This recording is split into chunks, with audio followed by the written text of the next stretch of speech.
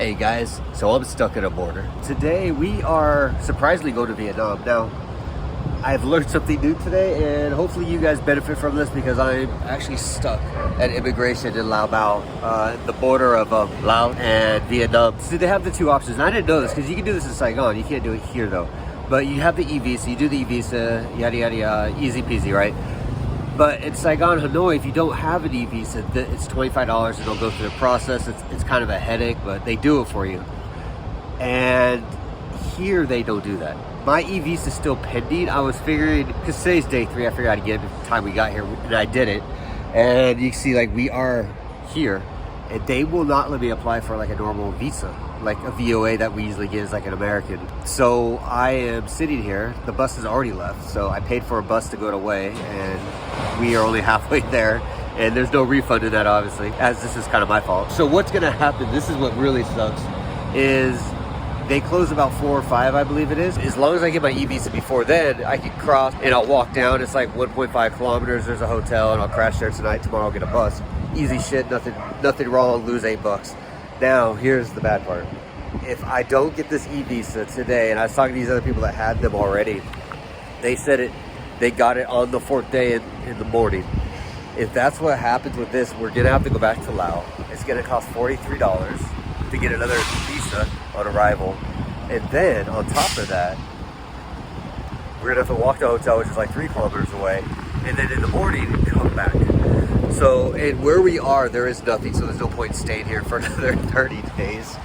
But yeah, I really did not know that. So if you guys are coming to Vietnam, I strongly suggest, link below, go to eVisa, or just go through the government side if you want to deal with all that nonsense, but get the visa. Don't, it seems like, I know Vietnam's really cracking down on immigration, but again, Hanoi and Saigon, you can just walk up in there, $25, bring a picture, yada yada yada. And it takes like an extra 15, 20 minutes. They have to call a certain person to do it, but they can do it. Here, it is 100% not a chance. I even tried to bribe my way into getting it. And they're just like, we can't do it. We get in trouble if we do that. So for now, I'm gonna hang out. They close at like 4 or 5, so I have like 3 to 4 hours to figure out. And then after that, who knows? All right, guys, so kind of bad news. Actually, it's silver linings, right? So I waited till like 3:30. I didn't get anything back. Again, you can't do the VOA at this land border. And I talked to one of the girls. I spoke perfect English, so I was able to kind of talk to her. And she told me only Hanoi and Saigon are the only ones that allow this. You cannot go through the walkie ones. And the government's pretty much stopped this since COVID. So Mokbai, I know you can for sure. I've seen people do it, and there's a lot of stories about it. So that one I know you can, but again, get your eVisa, I mean, and just get it knocked out. So what happened though, I got super lucky because ideally this just turned into a border run. But because I never got anything from Vietnam in regards to a stamp because they couldn't give me one, I came back here to Laos where I'm actually at, and you have to get a new visa, $42, right?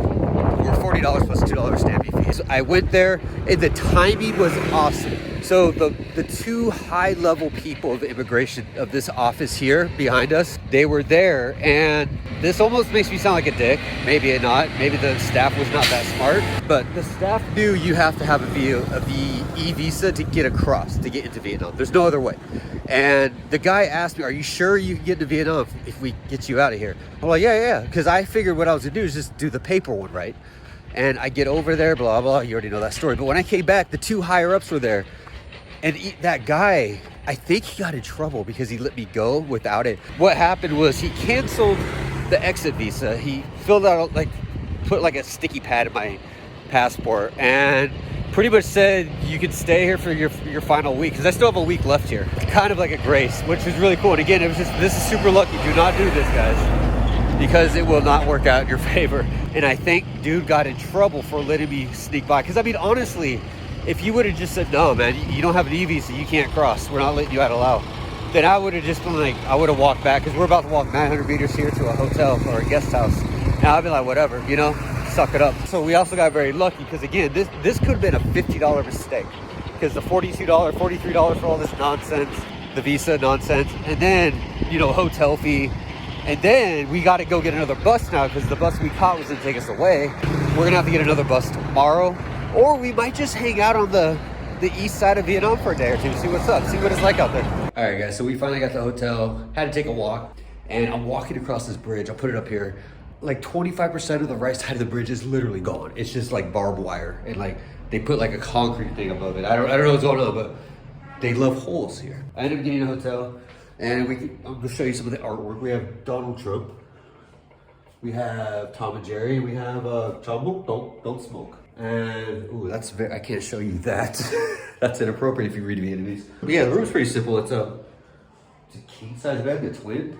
It's got a fan, hangers. It's a nice little spot. It's actually a house. It's got some mold. And this is the funny part, actually. Like you see here, it's a heater for the water thing. And I'm just trying to see if there's like hot water. You know, it's a pretty big bathroom too. But I tested it. It's got hot water. And then I go up there and sit, but I didn't hit the switch and turn it off, right? And I start hearing this like fizzling. And I go in here and this thing is smoking, like it's on fire. I've never seen that before.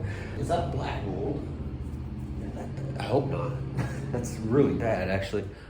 But yeah, it's just got a fishy Vietnamese guy, Campbell, don't smoke.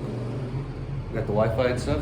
Like, it's something I know about Lao too, is the kids are very active with the family business or helping the parents, or even just working in general. Apparently the kid runs this place. Mom just rolled up though, so maybe that's what was going on. But for now, I'm gonna get on my, look at the baby table. Look at that. We got some baby chairs, little baby chairs. All missing some baby water. Just missing a baby Coke. But anyways, tomorrow morning we'll wake up and we'll get over to Vietnam. I gotta get on the bus, so I don't know where I'm going. I'm thinking Dong Hoi, I think that's where we need to be. So I just gotta find bus schedules and stuff. All right, guys, so we finally got visa thing situated, but I got it at like 1:30. I already paid for the hotel for the next day already, so I figured we walk around a little. I finally found a temple though, because we are in Laos. So I found actually a really big one. I don't know if I can be here. Vietnamese truckers. But we're gonna check out this place and see if we can actually get like a really cool temple to look at. This already looks really cool. Let me show you around. It's just so dusty. You see the dust storms. I'm gonna breathe this stuff in. And then some elephant stuff like that. I don't really know exactly what all this is. It was just on Google Maps. It's like the only thing to see here. Because like where we are, because you know how border towns are. All border towns are the same. It's pretty much just tourist stuff. It's hotels and like just quick food. That's all they are. You know, it's the same in America. You know, like, that's just how it works on a border. Unless you're in Texas where there is no border. Ha ha ha. And then it's just open road. You got a bunch of cows. There's goats. There's a big old cock right there. Set it. And a bull or a chicken, whatever. I don't see anybody anywhere. I just saw some lady drive through when we came up, some guy was looking at us, the graveyard area. That's something I noticed. So we talk about different temples. Oh, there's a monk. You look like a kid. But like different temples. The big thing I notice in Laos compared to other temples, one, they live here. Like they usually live at the temple. There'll be like the public version for like the people to kind of hang out at, and then there'll be where the monastery where they live. Oh, that's sad. That's truly sad. Look at that. I mean, I guess we are next door to you know what. But with this one, yeah, the big differences here is they have burials at the temples, like actual burials. Like these are like big heads. And I mean, I'm assuming these are very important or very rich people. That is huge. Yeah, they have that. And then again, the monks live here are the two big things that I noticed. And then, you know, Thailand is it's more appealing visually. Yes, there are big temples and like, think with me, David, in Bangkok where you're not really allowed in them a lot of the times because of that. And in Cambodia, it's just like they leave them alone. You check them out. We got some monk clothes if we want to transition. Yeah, so it kind of does it here, man. So the plan is tomorrow morning. I'm not sure what time the border opens. This morning I came out at like 8:30 because I got up about 4, got to work, and I came out about 8:30 because I heard a bunch of honking. And this whole entire road, like 600 meters down that way, like away from the border, was just semis waiting. So I don't think the border opens too early, so we might have to wait a little. But the plan is we're gonna get on to the border, walk across, get to Vietnam, and we're gonna hang out in Lao Bao probably for a day. I'm not gonna go directly to the west or the east, like the beach areas and whatnot, until I don't know, I just want to hang out like a village town. Like I've been all over Vietnam. I've never been to this part of Vietnam. once we get over this. I want to check it out for sure. With all that being said, I'm gonna get out of here, guys. I'm getting a lot of weird people looking at me. It's kind of funny. So I'm just taking a walk here, you know, get some food, and we got some homies. Dude, their goat's eyes are so weird looking. I don't know if you guys ever looked at goat in the eyes. Like, they have almost like super cat eyes, like the way they look. Can they see at night? I don't know, but they look freaking weird. And they're still like side-eyeing me right now. I'll see you again. So until then, I will see you again.